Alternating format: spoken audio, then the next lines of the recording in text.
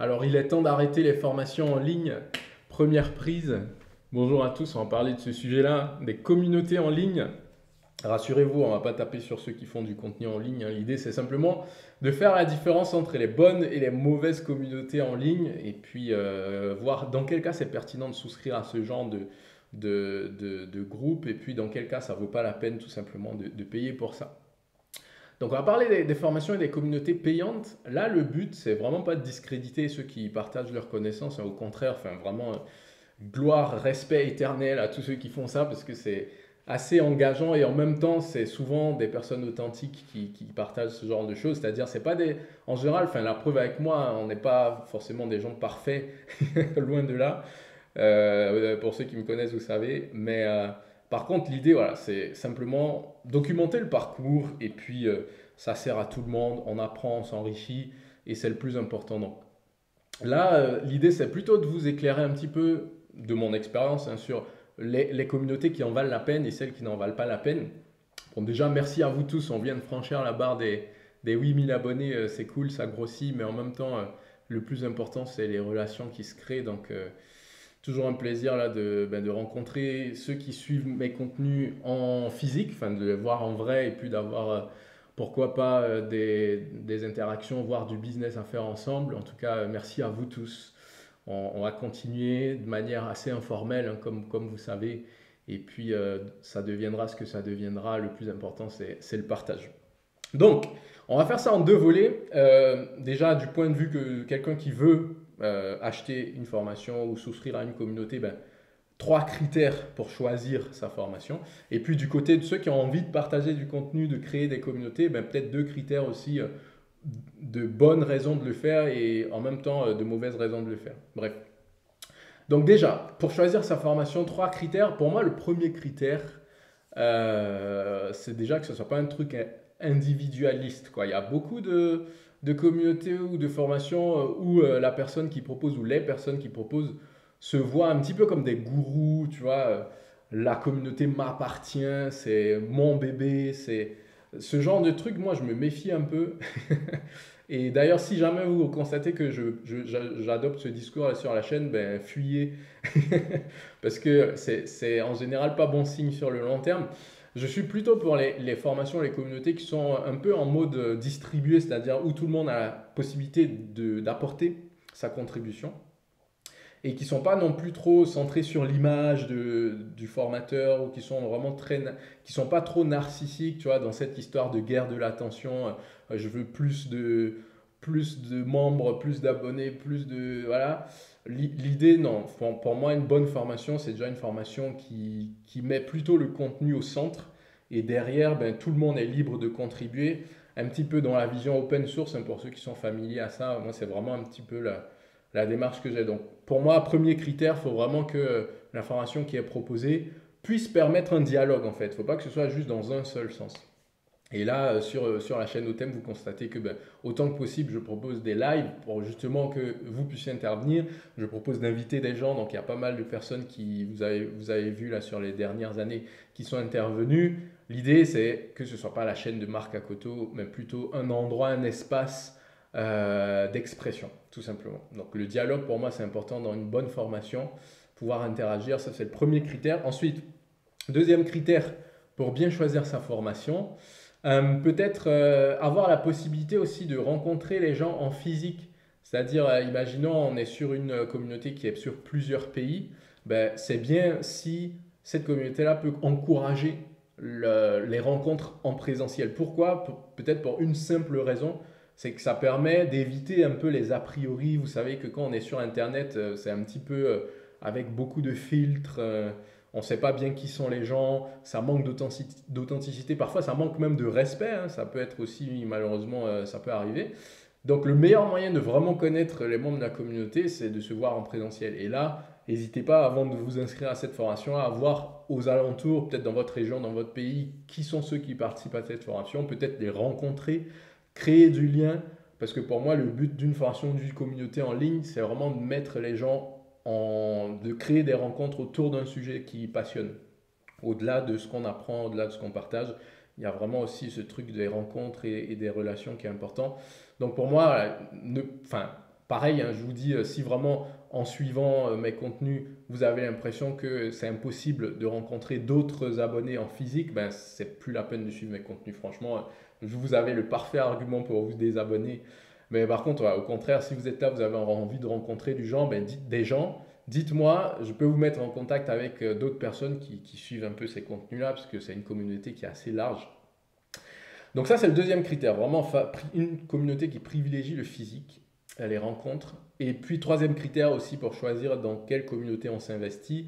Moi, j'aime bien m'investir dans des communautés qui ne considèrent pas que la connaissance doit être vendue, doit être, comment dire, monétisée.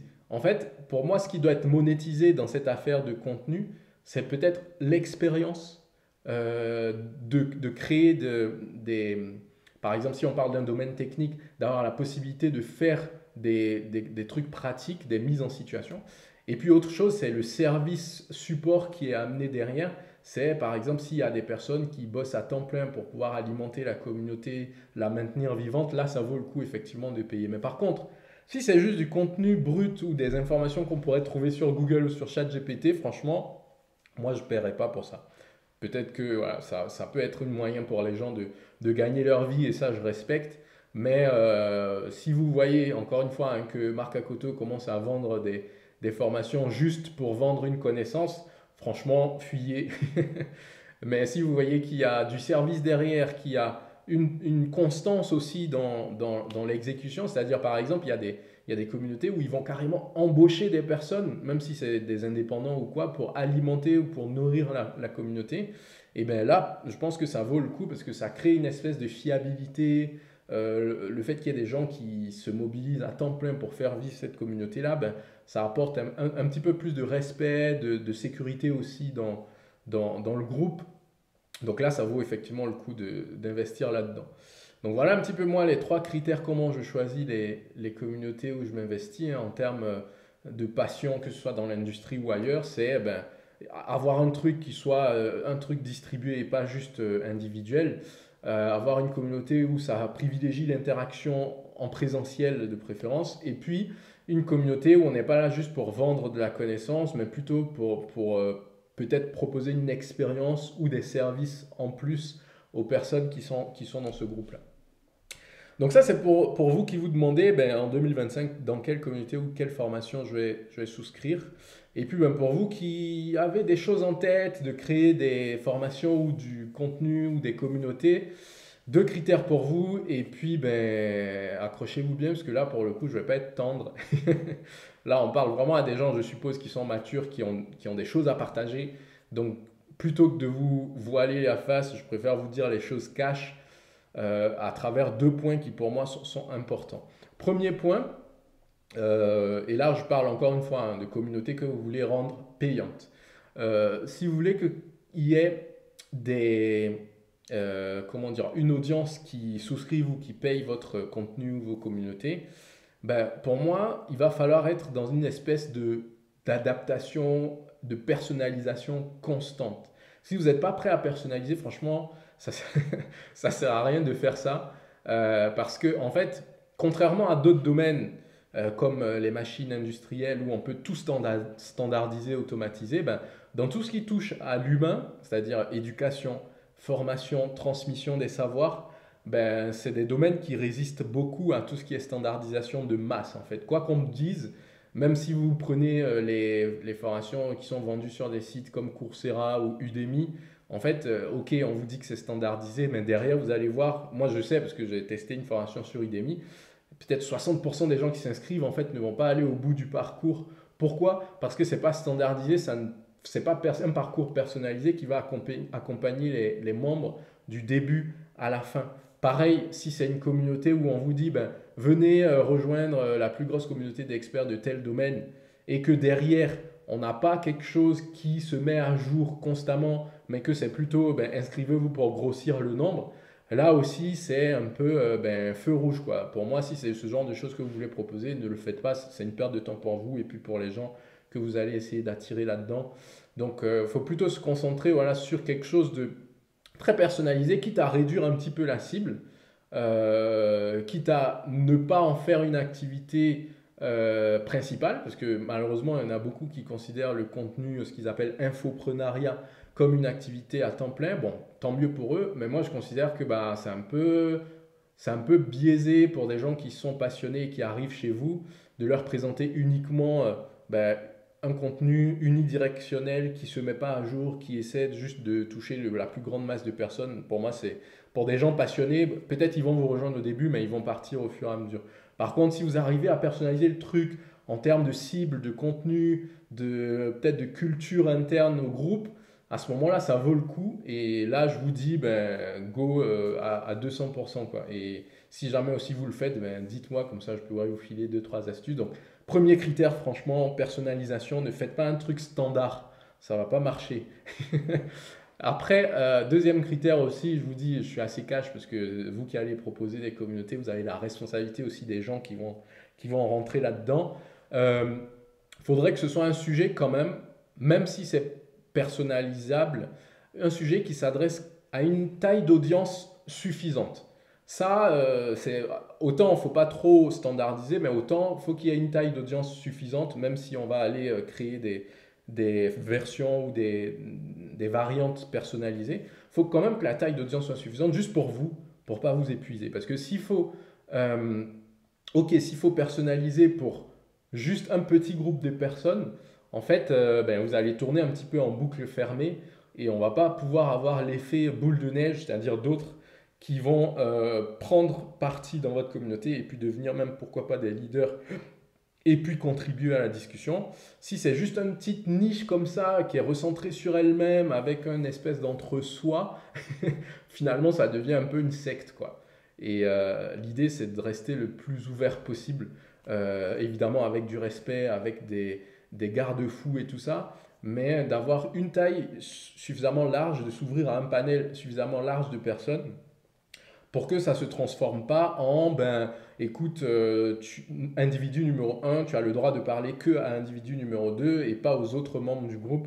En fait, il ne faut pas que ça se transforme en, comme on dit ça, ben, service à la personne, quoi.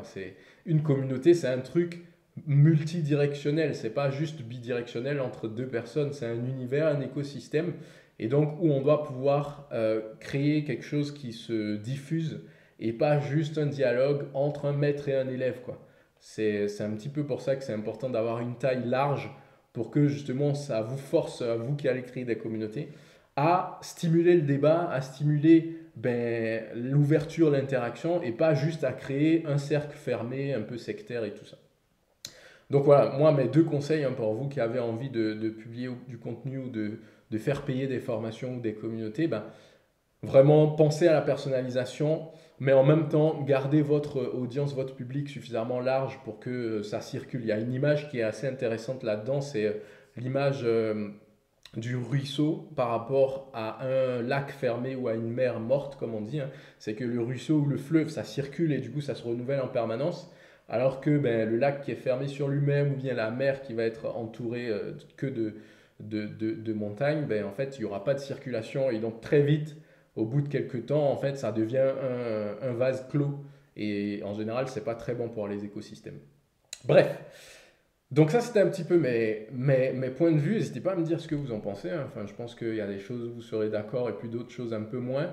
Mais je tenais à faire ce petit partage-là parce que je vois qu'en 2025, beaucoup de gens se lancent comme objectif de l'année de créer du contenu, de rejoindre des communautés ou bien alors de créer des communautés.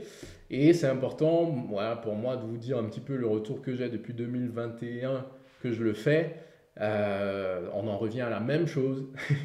C'est qu'il faut que ce soit authentique et il faut que ce soit spontané, un petit peu informel. Mais voilà, que ça reste une passion. Sinon, ben, ça perd un petit peu de la saveur au fil des années, quoi. Bref, donc ça, c'est pour ceux qui veulent chercher des communautés et des formations ou pour ceux qui veulent en créer.